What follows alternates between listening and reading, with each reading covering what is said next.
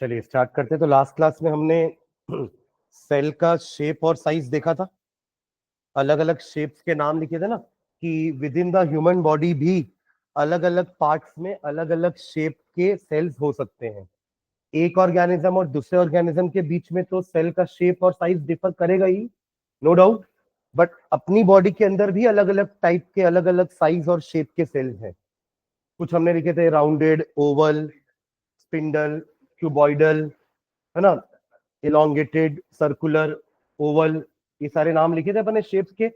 और साइज के बारे में हमने बात करी थी, सबसे छोटा सेल कौन सा होता है, लार्जेस्ट एनिमल सेल कौन सा है, लार्जेस्ट प्लांट सेल कौन सा है ना, ये सब लिखे थे अपन। पीपीएलओ लिखे थे ना, pleuro pneumonia like organism, PPLO उनका सेल सबसे स्मॉलेस्ट होता है। ठीक है, उसके बाद हमने बात की थी कि किसी भी सेल के तीन मेन पार्ट्स होते हैं, जिसमें एक होता है न्यूक्लियस, एक होता है साइटोप्लाज्म, और एक आपका प्लाज्मा मेम्ब्रेन। और प्लाज्मा मेम्ब्रेन के बारे में अपन पढ़ना स्टार्ट किए थे कि it is a semi permeable membrane. क्या नाम दिया था अपन ने प्लाज्मा मेम्ब्रेन को? Plasma membrane, also known as semi permeable membrane, या आप सेलेक्टिवली परमिएबल मेम्ब्रेन बोलो, है ना।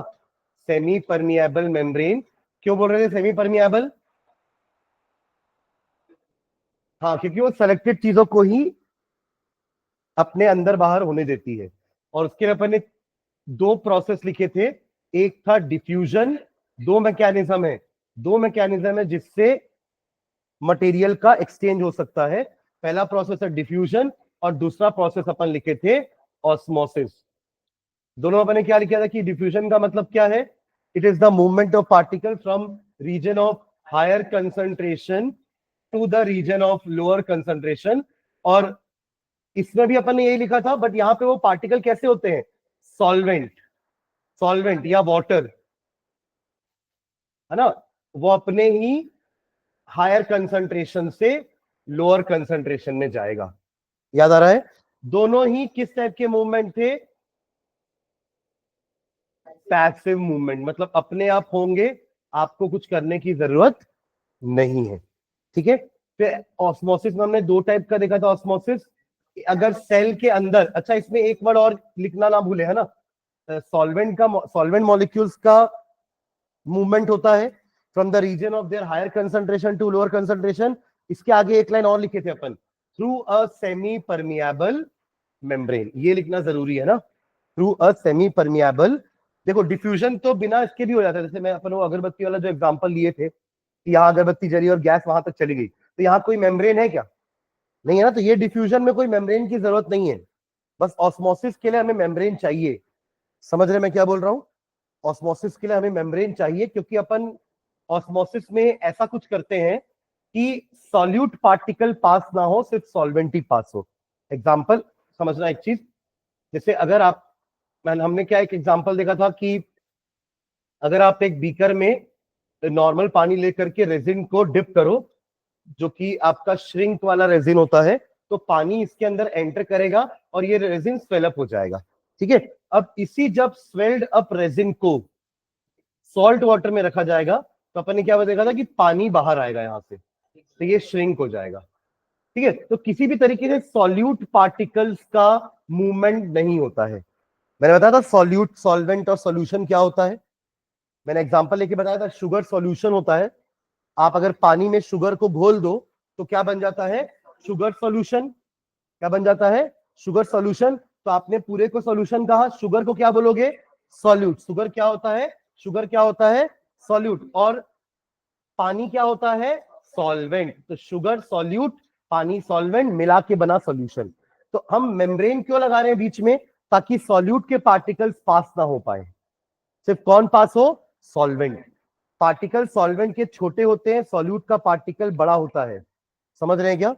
सॉल्वेंट के पार्टिकल्स छोटे होते हैं और सॉल्यूट भले डिसॉल्व क्यों ना हो जाए, पर वो होता बड़ा है, तो उसको पास नहीं कराना है। किसको पास कराना है? बस सॉल्वेंट को ही पास कराना है। तभी क्या लगा रहे हैं अपन बीच में?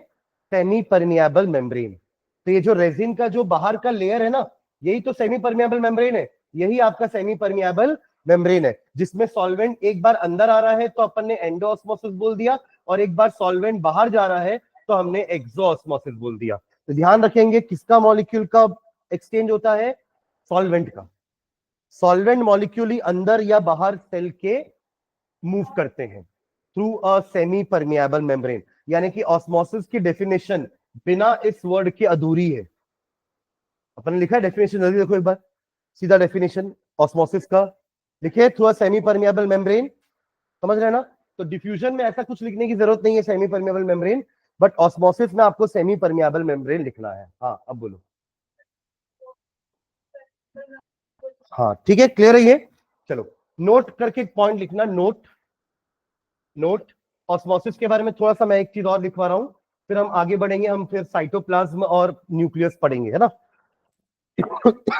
हाँ नोट करके लिखना, there are three types of there are three types of solution there are three type of solution there are three type of solution based on there are three types of solution based on there are three types of solution based on relative concentration based on relative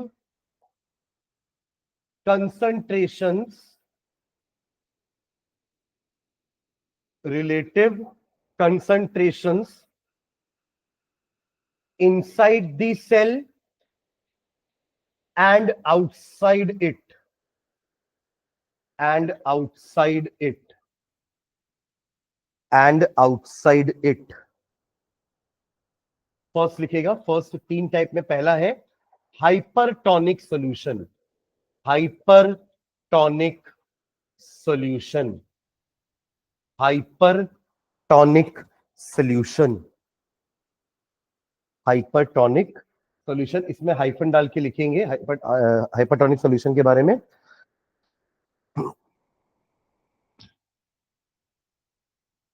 in this case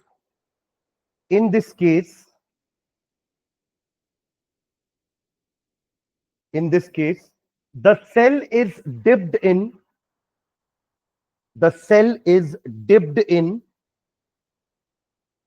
in this case the cell is dipped, मतलब cell को डुबाया जा रहा है किसमें, dipped in more concentrated solution cell is dipped in more concentrated solution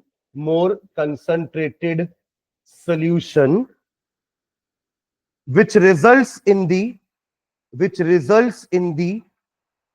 outward movement of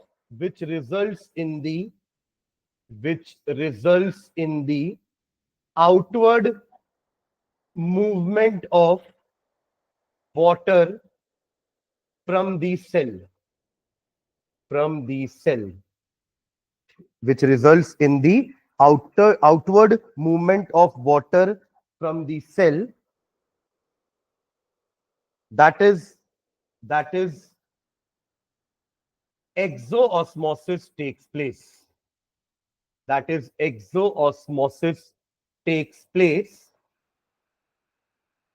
And the cell shrinks.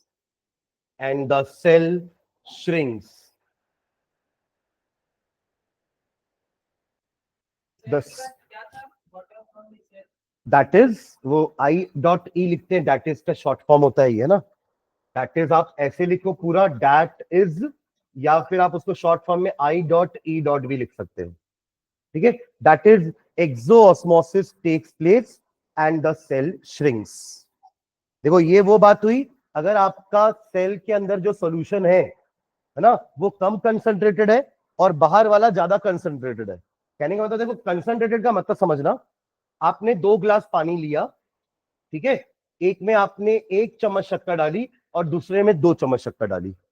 Example समझना मेरा ना, concentrated और लेस कंसंट्रेटेड, मोर कंसंट्रेटेड का मतलब क्या होता है। तो आपने 2 ग्लास लिया, आपने दोनों में बराबर पानी रखा, ठीक है? एक में 1 चम्मच शक्कर डाली, दूसरे में 2 चम्मच शक्कर डाली। आम भाषा में हम क्या बोलेंगे कि सर एक ग्लास में पानी ज्यादा मीठा है, दूसरे में कम मीठा है। पर जब हम फिजिक्स केमिस्ट्री या केमिस्ट्री बात पढ़ते हैं तो केमिस्ट्री में हम उस टाइप के सॉल्यूशन को कहते हैं मोर कंसंट्रेटेड सॉल्यूशन। जिसमें 2 चम्मच शक्कर डली है वो कहलाएगा मोर कंसंट्रेटेड, क्योंकि उसके अंदर सॉल्यूट ज्यादा है। जिसमें सॉल्यूट ज्यादा होता है उसमें कंसंट्रेशन ज्यादा होता है, और इसमें सॉल्यूट कम डला है तो ये आपका इसके कंपैरिजन में क्या है, लेस कंसंट्रेटेड। तो अभी जो अपन ने लिखा है ना हाइपरटोनिक के बारे में, हाइपरटोनिक का मतलब क्या होता है, ये आपका बीकर है जिसके अंदर सॉल्यूशन है, और जो हमारा सेल है ये हमारा सेल है।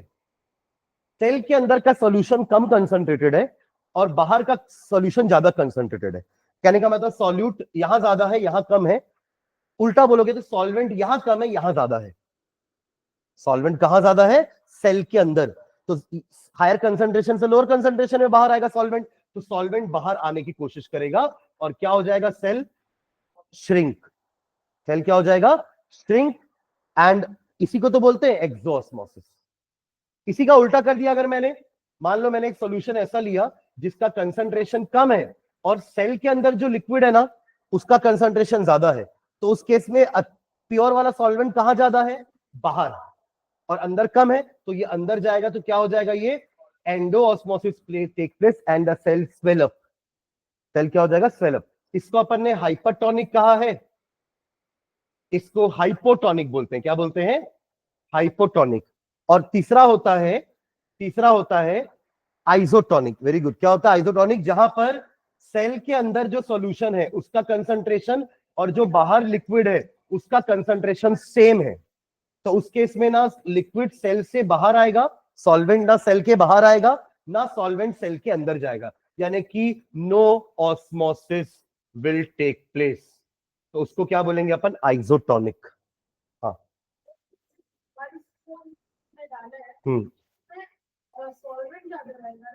हाँ, मतलब कंसंट्रेशन वाइज देखेंगे तो सॉल्यूट कम है तो सॉल्वेंट ज्यादा, प्योर सॉल्वेंट ज्यादा है, यहाँ प्योर सॉल्वेंट कम है। ठीक है, हाँ चलो लिखो, क्या लिखे इसमें अपन, हाँ बोलो कौन सा। अरे आप एक बीकर लिए, 3 बीकर है हमारे पास, है ना, सेल एक जैसा ही है तीनों में, पर फर्क इतना है कि यहाँ का सोल्यूशन बहुत ज्यादा कंसंट्रेटेड है। कहने का मतलब इसमें सॉल्वेंट की क्वांटिटी, प्योर सॉल्वेंट की क्वांटिटी कम है, यहाँ पे अंदर प्योर सॉल्वेंट की क्वांटिटी ज्यादा है, और यहाँ पे दोनों में नंबर मतलब सॉल्वेंट की क्वांटिटी यहाँ और यहाँ बराबर है, तो यहाँ पे कोई ऑस्मोसिस नहीं होगा।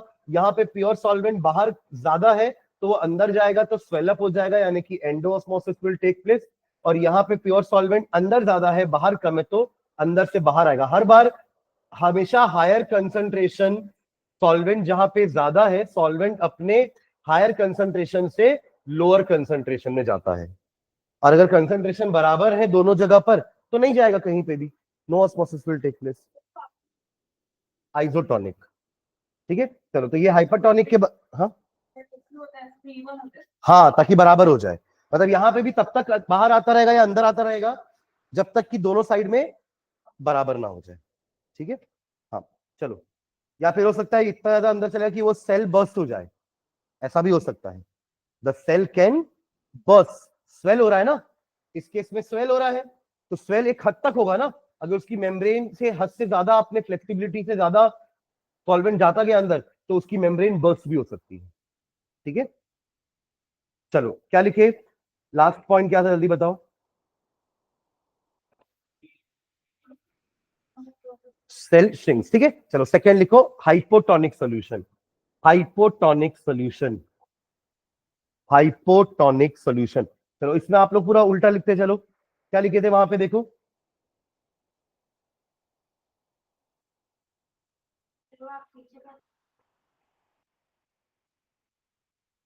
वहां क्या लिखे थे देखो, हाइपरटोनिक सॉल्यूशन है मोर कंसंट्रेटेड सॉल्यूशन लिखे थे, यहाँ क्या लिखोगे, लेस कंसंट्रेटेड। तो वहां स्टार्ट कैसे किए थे,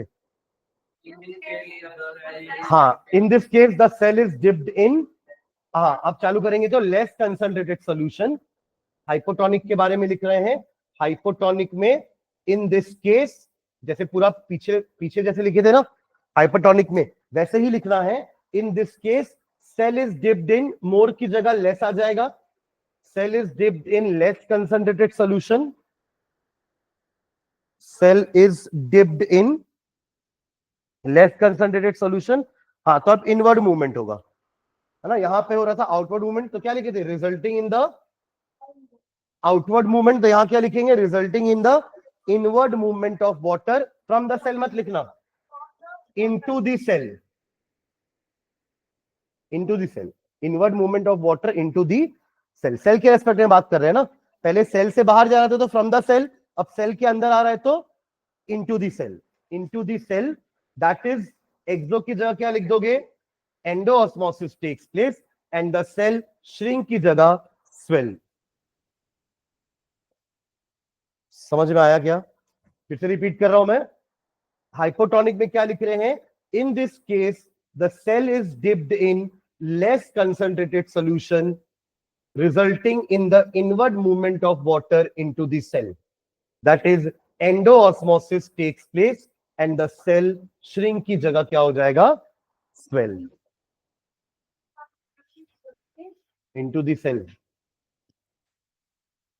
जल्दी कंप्लीट करो।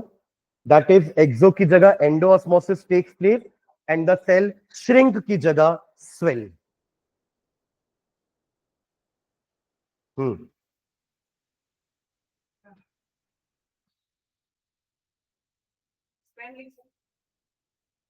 लिख सकते हो, और स्वेल लिखो ज्यादा ठीक है ना। देखिए, स्वेल और श्रिंक ऑपोजिट होते हैं एक दूसरे के, एक्सपैंड और कॉन्ट्रैक्ट। तो श्रिंक लिख रहे हो तो इधर स्वेल लिखो, वरना फिर एक्सपैंड एंड कॉन्ट्रैक्ट लिखो, ठीक है। समझ गया क्या। चलिए थर्ड लास्ट लिखते हैं, ये आपका सेकेंड टाइप का हो गया। Third, isotonic. Isotonic, isotonic. हाँ, इन दिस केस लिख लो, इन दिस केस, हाँ उसका ऐसा लिखते हो ना, इन दिस केस लिखिए, इन this case the concentration of solution, the concentration of solution in this case, isotonic के बारे में लिख रहे हैं, in this case the concentration of the solution outside and inside the cell, in this case the concentration of solution outside and inside the cell are same, are same, outside and inside the cell are same, resulting in no net movement। अभी inward outward हो रहा था, resulting in no net movement. No net मतलब total कोई movement नहीं होगा, no net movement, no net movement resulting in no net movement of solvent.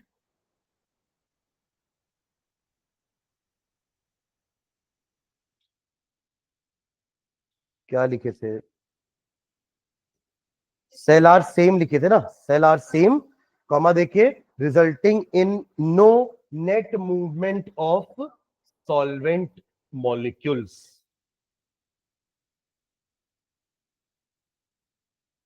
That is, no osmosis takes place. No osmosis takes place. No osmosis takes place. That is, no osmosis takes place. ठीक है।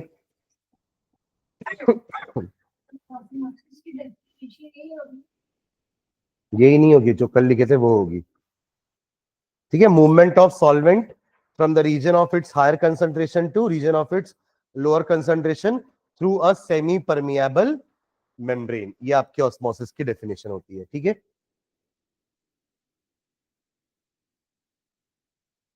ठीक है, तो osmosis और diffusion समझ में आ गया ना, ठीक है। चलो एक और पॉइंट लिखना, नोट करके लिखो एक पॉइंट, नोट, नोट करके लिखिए एक पॉइंट, एक डेफिनेशन लिखा रहा हूं मैं, एंडोसाइटोसिस। एंडोसाइटोसिस, इसका मीनिंग क्या होता है, लिखते हैं एंडोसाइटोसिस, लिखिए इसका डेफिनेशन एंडोसाइटोसिस का। इट इन्वॉल्व्स, देखो अगेन एंडो मतलब क्या हुआ, एंटर करना, जैसे एंडोऑस्मोसिस था ना, सॉल्वेंट सेल के अंदर आ रहा था तो एंडोऑस्मोसिस बोले थे, तो यहां भी देखो ये एंडो वर्ड आया है ना, एंडो। अगेन सेल आपका साइटो, सेल साइटो मतलब क्या होता है, सेल, वही साइटोप्लाज्म में भी साइटो था ना, तो ये यहां पे भी सेल के अंदर कुछ आने वाला है, ठीक है। तो लिखो एंडोसाइटोसिस का definition, it involve in taking of, it involve, it involve in taking of, in taking of, in taking एक ही वर्ड है ना, बीच में स्पेस नहीं है, in taking of, in taking of large sized liquid, large sized liquid और solid, और solid biomolecules, solid biomolecules in taking of large sized liquid or solid biomolecules inside the cell, inside the cell through plasma membrane, through plasma membrane.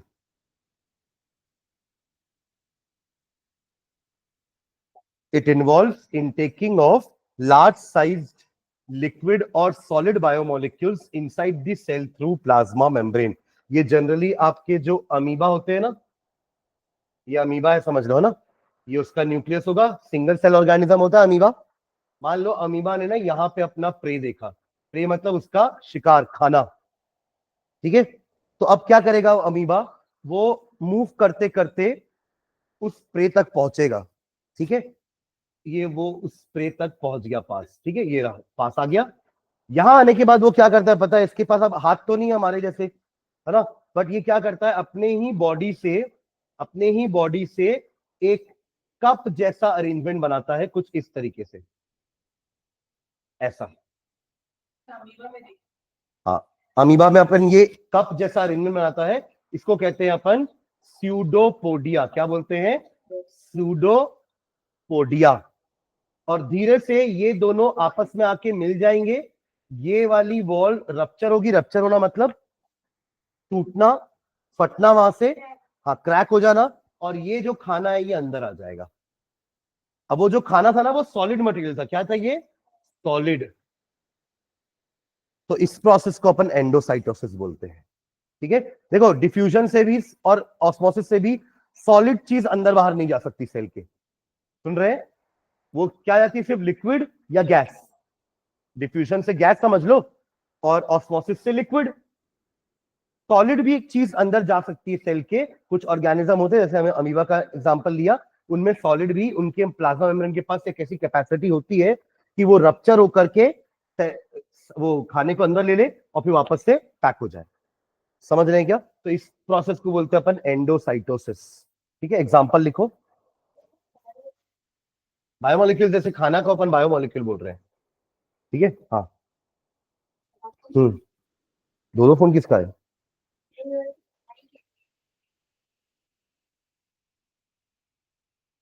चलो example लिखना, example, example, amoeba engulf, amoeba engulf, engulf मतलब खाना, है ना, निगलना, engulf the food particles, amoeba engulf the food particles in a food vacuole, in a food vacuole, vacuole, vacuole, by forming, by forming pseudopodia, by forming pseudopodia, by forming pseudopodia, बस इतना। ये endocytosis का example हो गया, ठीक है। Vacuole एक organelle होता है, vacuole is a cell organelle, ठीक है। जो स्टोरेज के काम आता है, स्टोरेज, ये सेल का ही पार्ट होता है, सेल के अंदर होता है। Amoeba engulf the food particle in a food vacuole by forming pseudopodia, by forming pseudopodia. At least आप ये डायग्राम एक बना लो बस, लास्ट वाला, जहां पे स्यूडोपोडिया दिखा दो, अमीबा दिख जाएगा, और वो जो प्रे है उसका वो अंदर की तरफ कप शेप दिख जाएगा। ठीक है,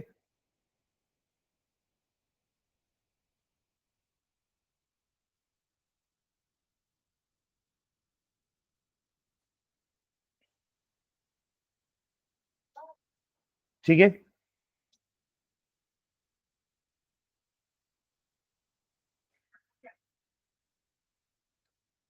तो this was all about plasma membrane. ठीक है, चलिए नेक्स्ट लिखेंगे। अगला साइटोप्लाज्म। Second important part is cyto. पहला इंपॉर्टेंट पार्ट हमने देख लिया, plasma membrane, semi permeable membrane, है ना। सेकेंड इंपॉर्टेंट पार्ट है साइटोप्लाज्म। साइटोप्लाज्म लिखेंगे इसके बारे में।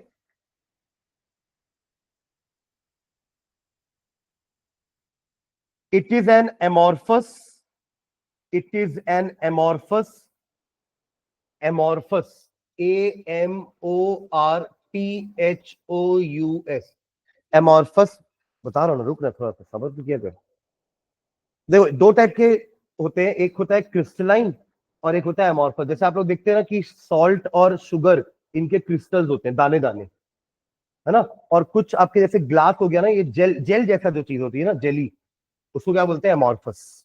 तो जैसे हमारा ये जो साइटोप्लाज्म है, ये एक तरह का जेली लाइक फ्लूइड है। क्या है, जेली लाइक फ्लूइड है, तो उसी को अपन एमॉर्फस बोलते हैं। ठीक है, हाँ। तो क्या लिखे, it is an amorphous and homogeneous, and homogeneous. देखो यहां पे भी होमो का मतलब सेम होता है। होमो का मतलब क्या होता है, सेम, यानी कि ऐसा नहीं कि अलग अलग कॉम्पोजिशन है साइटोप्लाज्म का, पूरे सेल में साइटोप्लाज्म एक जैसा ही होगा, उसको कहते हैं होमोजीनियस। जैसे आप लोग को एक एग्जांपल बताता हूं मैं।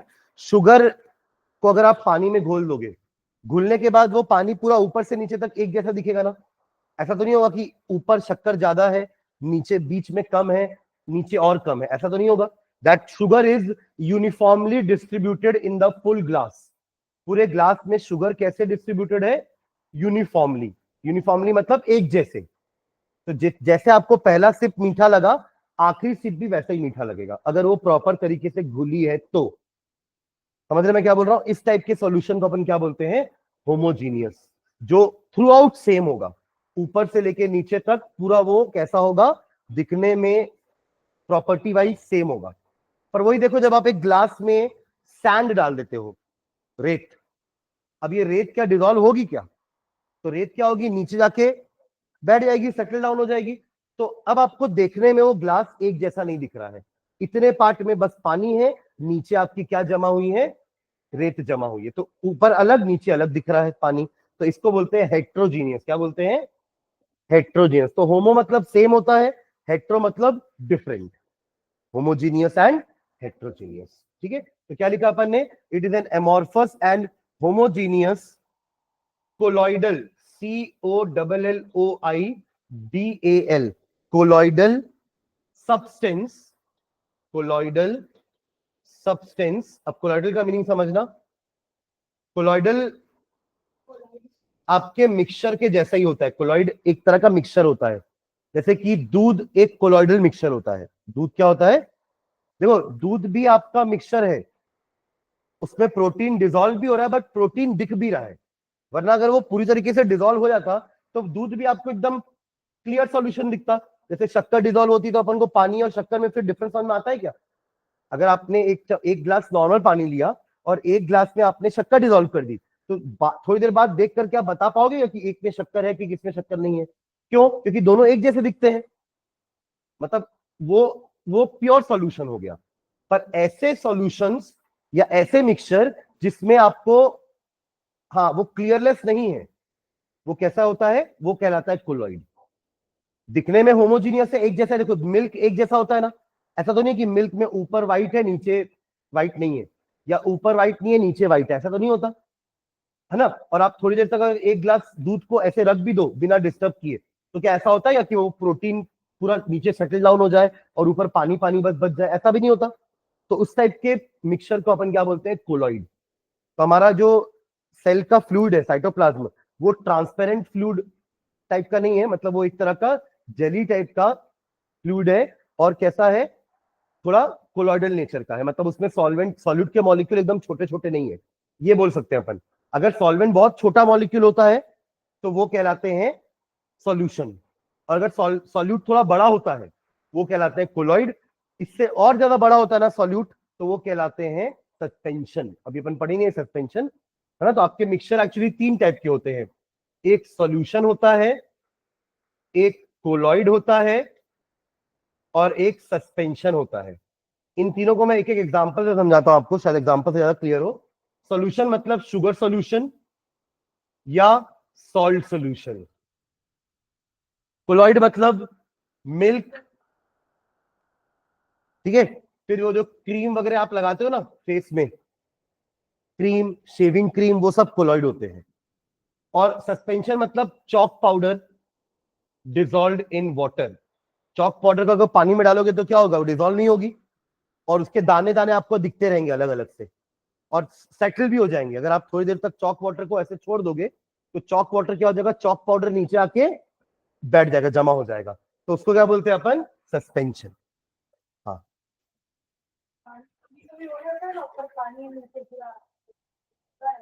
वो तब होगा जब एक्सेस वाटर मिलाया जाए, है ना। वो जनरली लस्सी में होता है कि आप लस्सी को बहुत देर तक ऐसे छोड़ दोगे ना तो उसका पानी थोड़ा सा ऊपर आ जाता है। हाँ, हाँ, वो चीज अलग हो गई, है ना। पर अपन बात करें कोलॉइड की, अगर प्योर मिल्क है तो उसमें प्रोटीन के मॉलिक्यूल यूनिफॉर्मली डिस्ट्रीब्यूटेड रहते हैं, ऐसे नीचे आके सेटल डाउन नहीं होते हैं। कहने का मतलब सॉल्यूट पार्टिकल थोड़ा बड़ा होता है। इसमें सॉल्यूट पार्टिकल सबसे छोटा, वेरी स्मॉल सॉल्यूट पार्टिकल, इनमें इनसे बड़े होते हैं और इनमें इनसे भी बड़े होते हैं सॉल्यूट के पार्टिकल। सॉल्यूट समझ गए ना, जो डिसॉल्व होते हैं, ठीक है। हाँ चलिए, तो तीन वर्ड लिखा अपन ने यहाँ पे, amorphous and homogeneous colloidal substance present between, present between, present between. कहां प्रेजेंट है आपका साइटोप्लाज्म, ये प्लाज्मा मेम्ब्रेन है, यहां पे न्यूक्लियस है कहीं पर, बाकी पूरी जगह क्या है, साइटोप्लाज्म। पूरा लिक्विड भरा हुआ है ना, मतलब न्यूक्लियस और प्लाज्मा मेम्ब्रेन के बीच में हर जगह क्या भरा हुआ है, साइटोप्लाज्म। तो present between plasma membrane and nucleus, present between colloidal substance present between the plasma membrane and nucleus. समझ गए ना, ये न्यूक्लियस है और ये प्लाज्मा मेम्ब्रेन है। अब बीच में आपको जितनी भी जगह दिख रही है यहां सब क्या रहेगा, साइटोप्लाज्म, ठीक है। हाँ, milk is an example of colloid, जिसमें पानी के अंदर, मिल्क क्या है, पानी में प्रोटीन डिजोल्व है। मिल्क क्या होता है, पानी में प्रोटीन डिजोल्व, बट वो प्रोटीन के मॉलिक्यूल हमको दिखते हैं, तभी तो मिल्क वाइट है ना, मिल्क व्हाइट कलर का दिखता है ना हमें। पर शुगर सॉल्यूशन में शुगर इस तरीके से डिसॉल्व होती है कि उसके पार्टिकल इतने छोटे हैं शुगर के डिसॉल्व होने के बाद कि हमें वो दिखते ही नहीं है नेकेड आई से। हाँ, नारियल पानी तो नॉर्मल सॉल्यूशन हो गया ना बस, काइंड ऑफ। हाँ, सॉल्यूशन किसने तो समझा नहीं मैं। हाँ, सॉल्यूशन मतलब वो उसमें वाटर और कुछ ना कुछ सॉलिड मिक्स होगा ना, तब तो वो मीठा हुआ। मतलब कुछ ना कुछ आपके फ्रूट में, नारियल भी एक तरह का फ्रूट है, तो उसमें वाटर में ग्लूकोज मिक्स होगा, है ना, कुछ तो भी, तभी तो उसको मीठा कर पा रहा है ना, ठीक है। मतलब something is dissolve in that water, तब बना वो नारियल पानी, ठीक है। हाँ चलिए, okay, present between the plasma membrane and the nucleus, ठीक है। नेक्स्ट लाइन में लिखना, cytoplasm is the, cytoplasm is the site of, site मतलब जगह, इस जगह में क्या क्या होता है, तो is the site of SITE is the site of, हाँ, is the site of both both both biosynthetic biosynthetic both biosynthetic and catabolic pathways, biosynthetic and catabolic pathways। कहने का मतलब दो टाइप के प्रोसेस होते हैं साइटोप्लाज्म के अंदर। बायोसिंथेटिक देखो दो वर्ड से मिलके बना है, एक बायो और एक सिंथेटिक, ठीक है। बायो का मतलब यहां पर है कि जैसे हमारे जो प्रोटीन कार्बोहाइड्रेट सब न्यूट्रिएंट्स होते हैं ना, इनका सिंथेसिस करना, इनको बनाना, तो ये आपके सेल के अंदर ही बनते हैं। साइटोप्लाज्म में एक राइबोसोम्स नाम का ऑर्गेनली होता है ना। हाँ हाँ, उसके टाइप्स होते हैं वो। हाँ, तो राइबोसोम्स ही हैं जो प्रोटीन बनाते हैं। क्या बनाते हैं? प्रोटीन का सिंथेसिस करते हैं। Protein synthesis is an example of biosynthetic process. समझ रहे हैं क्या? और कैटाबॉलिक का मतलब क्या होता है? देखो, हमारी बॉडी के अंदर भी दो टाइप के प्रोसेसेस होते हैं। वो दो टाइप के प्रोसेस को कलेक्टिवली अपन बोलते हैं मेटाबॉलिज्म। आपने कभी वर्ड सुना मेटाबॉलिज्म? मेटाबॉलिज्म का मतलब होता है हमारी बॉडी की सारी एक्टिविटी को हम मेटाबॉलिज्म के अंदर डाल देते हैं। उसमें डाइजेशन, रेस्पिरेशन सब आ जाता है, ठीक है। अब मेटाबॉलिज्म दो टाइप का होता है, एक होता है कैटाबॉलिज्म और एक होता है एनाबॉलिज्म। मतलब ऐसा प्रोसेस, ऐसा मेटाबॉलिज्म प्रोसेस जिसमें कुछ चीज का डिकम्पोजिशन हो रहा है। डिकम्पोजिशन मतलब कोई चीज ब्रेक हो रही है। क्या हो रही है? ब्रेक हो रही है। देखो ना, कैटा कट ऐसे याद रख सकते हैं अपन। कट मतलब ब्रेक होना, किसी चीज को तोड़ना। ऐसे प्रोसेस को अपन क्या बोलते हैं? कैटाबॉलिक। जैसे डाइजेशन एक तरह का कैटाबॉलिक प्रोसेस है, क्योंकि डाइजेशन में अपन क्या करते हैं? जो खाना खाया उसको पचाते हो ना। सुन रहे हो मैं क्या बोल रहा हूं? आपने खाया था, खाने में स्टार्च, कार्बोहाइड्रेट, ये सब बड़े बड़े बायोमोलिक्यूल्स होते हैं। सुन रहे हो? ये सब क्या होते हैं? बड़े बड़े बायोमोलिक्यूल्स जो हम खाना खाते हैं। बट इन ये इतने बड़े होते हैं कि उस सेल के अंदर नहीं घुस पाएंगे। घुस पाएंगे क्या? नहीं घुस पाएंगे सेल के अंदर। तो अपन क्या करते हैं? हम इनको डाइजेस्ट कर देते हैं। क्या करते हैं? डाइजेस्ट कर देते हैं अपने स्टमक में। और डाइजेस्ट करके स्टार्च को कन्वर्ट कर देते हैं ग्लूकोज में। स्टार्च और कार्बोहाइड्रेट दोनों को ही कन्वर्ट कर देते हैं ग्लूकोज में। अब ग्लूकोज छोटा मॉलिक्यूल है, ये सेल के अंदर जा सकता है, ये नहीं जा सकते हैं। तभी तो डाइजेस्ट किए ताकि छोटा हो जाए तो जा पाए। तो देखो, आपने बड़ी चीज को छोटा किया, वो तो कट करके करोगे, तो इसी को बोलते हैं एक तरह का कैटाबॉलिक प्रोसेस।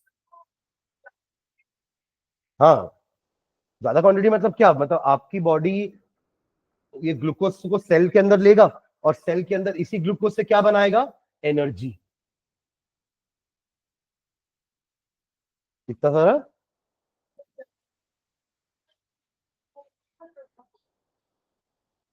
क्या कर सकता था बॉडी? हाँ, तभी तो लिया है वो ग्लूकोज। देखो, जितना आपके ब्लड के अंदर ग्लूकोज का कैपेसिटी होगा ना, वो उतना ही लेगा। उसके बाद जितना भी एक्सेस होगा ना, वो उसको ग्लाइकोजन में कन्वर्ट कर देता है। आपके पास एक पेनक्रियाज नाम का ऑर्गन होता है, वो एक इंसुलिन नाम का हार्मोन सेक्रीट करता है, जो कि access glucose in the blood को ग्लाइकोजन में कन्वर्ट कर देता है। मतलब अगर आपकी बॉडी के अंदर ग्लूकोज ज्यादा हो जाए, मान लो आपने आज बहुत ज्यादा मीठा खा लिया, तो मीठा में तो ग्लूकोज है ही, शक्कर है ही, तो उस केस में आपके ब्लड के अंदर शुगर लेवल बढ़ जाएगा। तो कोई बात नहीं, पेनक्रियास का काम है, वो इंसुलिन सेक्रीट करेगा और वो बढ़ा हुआ शुगर को इंसुलिन क्या कर देगा? कंट्रोल में ले आएगा। पर अगर आपकी बॉडी में ये इंसुलिन बनना बंद हो जाए, तो आपको हो जाती है डायबिटीज, शुगर। फिर अगर बहुत ज्यादा हाई लेवल में पहुंच जाए शुगर, तो इंसान को बाहर से इंसुलिन लेना पड़ता है पेट में। वो पेट में ऐसे इंजेक्शन लगाते हैं हर दिन 2-2 बार। समझ रहे हैं क्या? ठीक है, चलो आगे बढ़ते हैं। तो क्या लिखे? अच्छा, तो समझ गया ना कि कैटाबॉलिक मतलब कुछ प्रोसेस ऐसा जिसमें कुछ टूट रही हो, और एनाबॉलिक मतलब कोई चीज बन रही हो, उसको एनाबॉलिक प्रोसेस बोलते हैं। ठीक है, चलो तो अपन ने क्या लिखा? It is a site of both biosynthetic, मतलब कुछ चीजें बन भी रही हैं तो इसको एनाबॉलिक बोल सकते हो, एनाबॉलिक प्रोसेस हो गया। और डाइजेशन का एग्जांपल जो मैंने आपको दिया वो क्या हो गया? कैटाबॉलिक। तो कैटाबॉलिक पाथवेज लिख लिए, catabolic pathways, full stop. Next line में लिखना, cytoplasm consist of two type of structures. अब वो पूरे जेली लाइक फ्लूइड में दो चीजें तैरते रहती हैं, दो चीजें फ्लोट होते रहती हैं।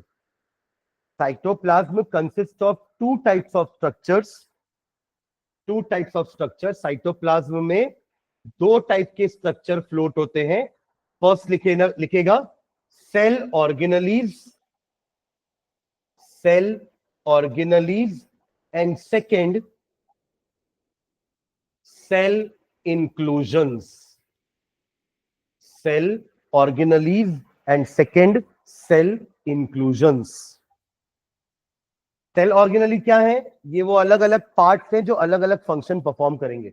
जैसे एक एग्जांपल मैंने अभी आपको बताया राइबोसोम का, ठीक है। उस दिन मैंने एक और आपको बताया था माइटोकॉन्ड्रिया, याद है? सुना सुना लग रहा माइटोकॉन्ड्रिया। तो ऐसे हमारे बहुत सारे ऑर्गेनली हैं, है ना, जो अपना अपना फंक्शन परफॉर्म करते हैं। एक और याद है आपको, सुसाइडल बैग का एग्जांपल दिया था मैंने, लाइजोसोम्स, याद है? लाइजोसोम्स। ऐसे बहुत सारे ऑर्गेनली अपन पढ़ने वाले हैं, सबका स्ट्रक्चर कैसा है, फंक्शन क्या है, ये पढ़ेंगे अपन, ठीक है। और सेल इंक्लूजन होते हैं सेल के डेड पार्ट्स, सेल के डेड पार्ट्स मतलब नॉन लिविंग पार्ट्स, जिसका एक एग्जांपल अभी अपन ने पीछे पढ़ा था, वो था वैक्यूल। लिखे थे ना यहाँ पे वैक्यूल, अमीबा अपना खाना वैक्यूल में स्टोर रखता है। तो वैक्यूल क्या होता है? स्टोरेज के काम आता है। एक तरह का सेल ऑर्गेनली बोलो या सेल का पार्ट समझ लो। ऑर्गेनली नहीं बोल रहे हो तो क्या बोलोगे? सेल का पार्ट, वही सेल इंक्लूजन, सेल इंक्लूजन, ठीक है। तो क्या लिखे? First part is cell organelle, second part is cell inclusion. हाँ लिखेंगे अपन, हाँ ऑर्गेनली है, ठीक है। चलो अब मेन है डालना सेल ऑर्गेनलीज, सेल ऑर्गेनलीज, दोनों के बारे में पढ़ते हैं, cell organelles and cell inclusions. Cell organelles hyphen डाल के लिखिए। सेल ऑर्गेनलीज होते क्या है? These are living, these are, cell organelles क्या होते हैं? These are living subcellular part. Subcellular part क्यों बोल रहे हैं? क्योंकि सेल के अंदर है, सब सेल, सब सेल है ना। तो सब cellular parts which are involved in, which are involved in, which are involved in different metabolic activities, different metabolic activities। Metabolic का मतलब वही सारी activities going inside the body, उसमें एनाबॉलिक कैटाबॉलिक सब आ जाएगा, ठीक है। हाँ, different metabolic activities like like like biosynthesis, अभी जो एक एग्जांपल लिखे थे प्रोटीन बनाने का, बायोसिंथेसिस, कॉमा सेक्रीशन, कोई चीज सेक्रीट करना है सेल को, secretion, digestion, comma energy production, energy production etcetera. Cell के वो पार्ट्स होते हैं सेल ऑर्गेनली जो अलग अलग मेटाबॉलिक एक्टिविटीज में इन्वॉल्व हैं। मेटाबॉलिक एक्टिविटीज लाइक किसी चीज का सिंथेसिस करना, एनर्जी बनाना, सेक्रीशन करना, डाइजेशन करना, सबके लिए अलग अलग टाइप का ऑर्गेनली प्रेजेंट है।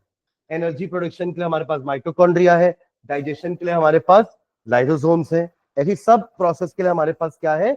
अलग अलग सेल ऑर्गेनली, ठीक है। तो सबसे पहला ऑर्गेनली लिखना first endoplasmic reticulum, endoplasmic reticulum, short form में इसको ईआर बोलते हैं, एंडोप्लाज्मिक रेटिकुलम, शॉर्ट फॉर्म लिख लो ER.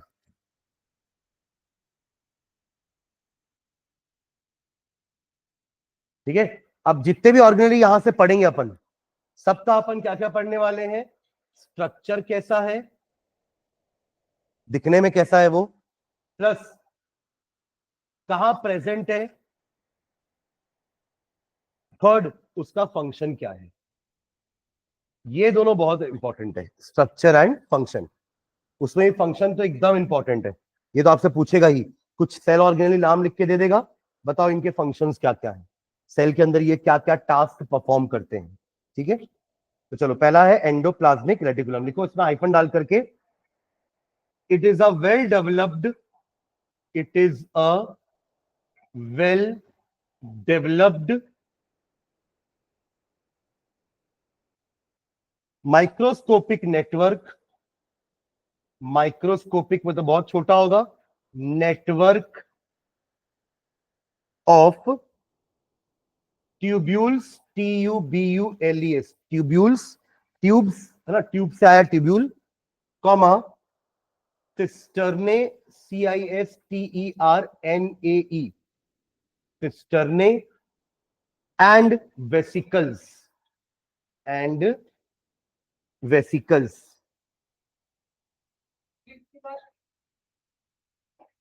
Tubules, cisternae and vesicles, ये तीन पार्ट से मिलके आपका एंडोप्लाज्मिक रेटिकुलम बना है। क्या लिखिए, tubules, cisternae and vesicles present through out the cytoplasm, present through out the cytoplasm, present through out the cytoplasm, present throughout the cytoplasm.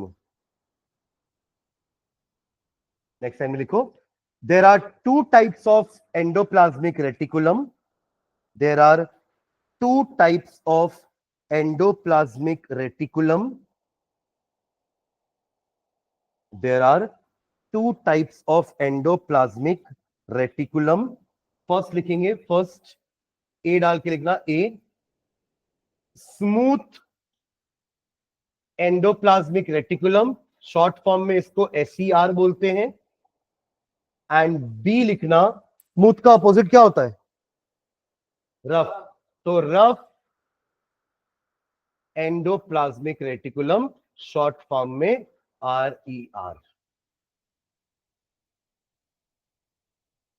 Smooth और रफ क्यों बोल रहे हैं, ध्यान देना, देखो इस टाइप के इसके ट्यूब्स होते हैं, है ना, ऐसे कुछ, और ऐसे छोटे छोटे इसमें साइड में वेसिकल्स होते हैं, है ना, और यहां पे इस टाइप की ब्रांचेस भी होती है ऐसे ऐसे, इसको ट्यूब्यूल बोल रहे हैं। ठीक है, और इसको अपना सिस्टरने बोल रहे हैं।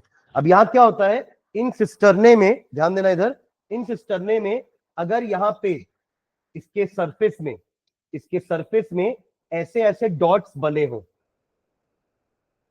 तो ये डॉट्स के कारण कारण क्या आ जाएगी, रफनेस, समझ रहे हो, खुरदुरा, समझ रहे हैं क्या, आप इसको छुओगे तो आपको क्या लगेगा, रफ लगेगा, क्योंकि वहां पे क्या प्रेजेंट है, ऐसे डॉट्स प्रेजेंट है। एक्चुअली ये डॉट्स क्या होते हैं, राइबोसोम्स, क्या होते हैं, राइबोसोम्स, इसको बोलते हैं RER, रफ एंडोप्लाज्मिक रेटिकुलम।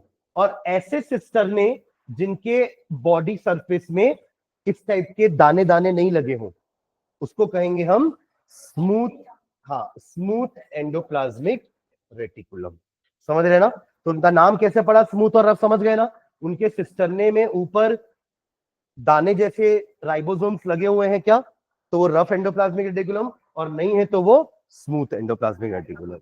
हाँ हाँ, बना लो, बना डायग्राम बना लो। मैं ना यहाँ फिर से बनाता हूँ डायग्राम, रुक जाओ, यहाँ इसको मत बनाओ, तीनों चीज दिखाता हूँ उसमें, सिस्टरने, वेसिकल एंड ट्यूब्यूल, ध्यान देना इधर।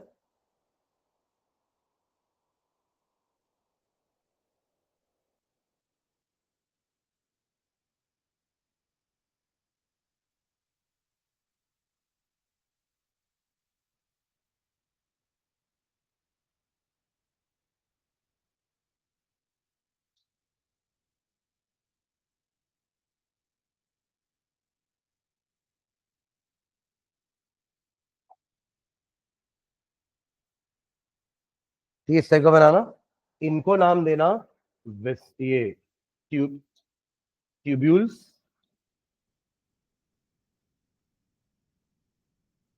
यहां पे ऐसे दाने दाने बना देना, इनको नाम देना सेकेंड सिस्टर्ने,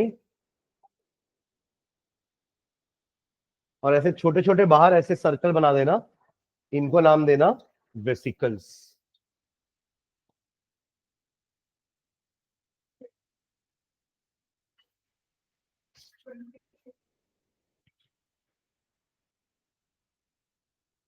ठीक है, वेसिकल्स लिखा था तीनों, ये तीनों अपने लिखा ना कि एक एंडोप्लाज्मिक रेटिकुलम तीन चीजों से मिलकर बना हुआ है, tubules, cisternae and vesicles. Side में है उसके बाद बाहर,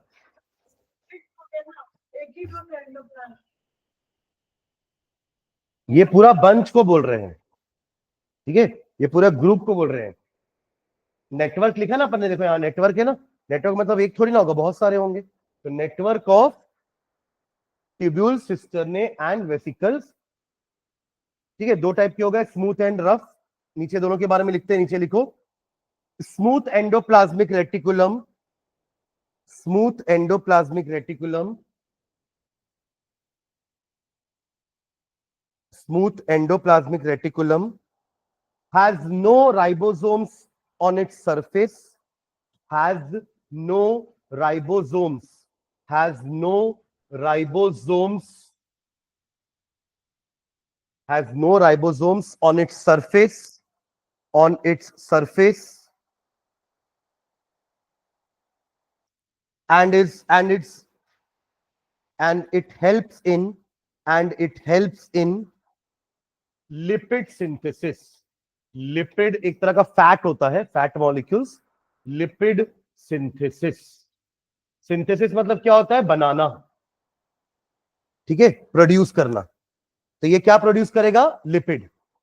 और रफ के पास तो राइबोसोम्स है, तो वो क्या बनाएगा, प्रोटीन। तो नीचे लाइन में लिखो rough endoplasmic reticulum consist of ribosomes, rough endoplasmic reticulum consist of ribosomes, rough endoplasmic reticulum consists of ribosomes, rough endoplasmic reticulum consists of ribosomes and so help in protein synthesis, consist of ribosomes and so help in protein synthesis, and so help in protein synthesis। ठीक है, कुछ और function लिखते हैं, इसी में लिखते हो some more functions of endoplasmic reticulum are, some more functions of endoplasmic reticulum are, some more, हाँ, प्रोटीन सिंथेसिस। देखो ना, आरईआर के पास राइबोसोम्स है, तो राइबोसोम्स तो प्रोटीन बनाते हैं, और स्मूथ वाले के पास राइबोसोम्स नहीं है, तो ये प्रोटीन नहीं बनाएंगे, ये लिपिड बनाएंगे। ठीक है, ये तो दोनों का अलग अलग फंक्शन हो गया। अब दोनों के जो कॉमन फंक्शंस है उनको एक साथ लिख रहे हैं अपन, क्या लिखे, some more functions of endoplasmic reticulum are first लिखो, पहला first point, it acts as a, first point लिखेंगे, it acts as a cell circulatory system, cell circulatory system. Circulatory मतलब होता है transportation system. Within the cell कौन transport करेगा सब चीजें, मान लो ये इसने प्रोटीन बना लिया, सुनो इधर, इसने प्रोटीन बना लिया, बट सब सेल ऑर्गेनली को प्रोटीन देना है ना, तो ये ट्रांसपोर्ट भी करेगा सबको, बना करके अपने पास रखेगा नहीं, सबको बांटेगा भी। तो it is a cell circulatory system for transportation of materials, for transportation of materials, transportation of materials inside the cell, inside the cell. ठीक है, ये पहला फंक्शन हुआ। दूसरा लिखेगा, दूसरा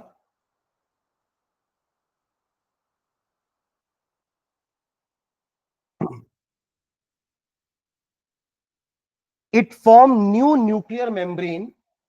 It forms new nuclear membrane. Nuclear membrane during cell division. During cell division. इसका meaning समझना।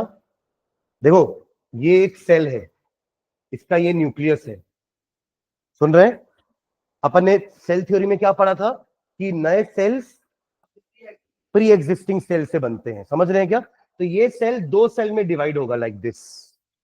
देखो इधर ध्यान दो, ये सेल दो सेल में डिवाइड होगा, और जब ये डिवाइड होगा तो ये न्यूक्लियस दो पार्ट में ब्रेक होता है। देखिए दोनों में न्यूक्लियस आएगा ना, छोटा छोटा छोटा, एक न्यूक्लियस यहां भी आएगा, एक यहां भी आएगा, तो ये ब्रेक होगा दो पार्ट में। और जब न्यूक्लियस के पास क्या होता है, ये अगर न्यूक्लियस है ना, ये वाले को मैंने जूम किया है, ठीक है, ये अगर न्यूक्लियस है ना, तो न्यूक्लियस की खुद की भी क्या होती है, एक मेम्ब्रेन। न्यूक्लियस की खुद की एक मेम्ब्रेन होती है, अंदर एक और डार्क कलर बॉडी होती है जिसको अपन न्यूक्लियोलस बोलते हैं। क्या बोलते हैं? न्यूक्लियोलस। और न्यूक्लियस का खुद का लिक्विड भी होता है, न्यूक्लियोप्लाज्म। क्या बोलेंगे उसको? देखो सेल का अपना लिक्विड है, वो तो अलग चीज है, वो तो साइटोप्लाज्म है। बट न्यूक्लियस के पास भी खुद का लिक्विड होता है, वो साइटोप्लाज्म कहलाता है। वो डार्क कलर बॉडी को अपन न्यूक्लियोलस बोलते हैं, और बाहर के इस आउटर लेयर को क्या बोलते हैं? Nuclear membrane. तो जब ये न्यूक्लियस दो पार्ट में डिवाइड होगा ना, तो दोनों की खुद की न्यूक्लियर मेम्ब्रेन यहां बन जाएगी, और वो बनाने में कौन हेल्प करेगा? Endoplasmic reticulum. समझ में आ गया लाइन? जब सेल डिवीजन होता है, जब सेल डिवीजन होता है तो दो नए न्यूक्लियस बनेंगे, तो दोनों न्यूक्लियस का मेम्ब्रेन कौन बनाएगा? Endoplasmic reticulum. हाँ, जो पहले से एक सेल है उसी से दो नए सेल बने ना, फिर इसी से दो और बनेंगे, तो नए सेल्स बनते हैं पुराने सेल से ही, प्री एग्जिस्टिंग सेल्स। ठीक है? तो it forms the new nuclear membrane during cell division. Cell divide होगा तो न्यूक्लियस भी डिवाइड होगा, तो उनको अपनी अपनी मेम्ब्रेन मिल जाएगी। समझ गए क्या? ठीक है, ओके। बाकी एक पॉइंट तो आप ये भी लिख सकते हो जो अपन ऑलरेडी लिख चुके हैं एसईआर और आरईआर में। एसईआर में क्या लिखा था? Lipid synthesis. और आरईआर में क्या लिखे थे? Protein synthesis. वो एक पॉइंट यहां भी चाहो तो लिख सकते हो, पर वही चीज अपन ऊपर तो लिख चुके हैं अलग अलग में। ठीक है,